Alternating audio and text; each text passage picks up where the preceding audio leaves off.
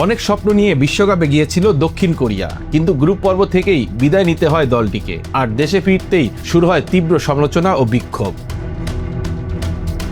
বিমানবন্দরে জড়ো হওয়া ক্ষুব্ধ সমর্থকরা হং আউট স্লোগান দেন। কেউ দাবি করেন কোচের বেতন ফেরত নেওয়া হোক, আবার কেউ গাড়িতে ওঠা পর্যন্ত তাকে কটূক্তি করতে থাকেন। বিশ্বকাপ ব্যর্থতার দায় নিয়ে ইতিমধ্যে পদত্যাগ করেছেন কোচ হং মিউং বো।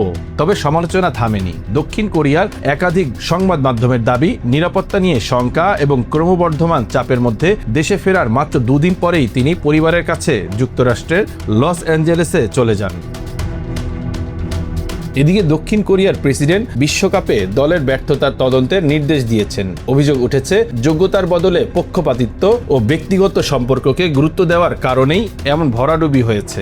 যদিও দেশ ছাড়ার আগে হং মিউং বো বলেন, অনেক কিছু বলার আছে, তবে এখনই সেই সময় নয়। দক্ষিণ কোরিয়ার ফুটবলে এই ঘটনা এখন শুধু একটি ব্যর্থ বিশ্বকাপ অভিযান নয়, বরং জাতীয় ফুটবলের ভবিষ্যৎ নিয়েও বড় প্রশ্ন তুলে দিয়েছে। Bangla affairs news desk.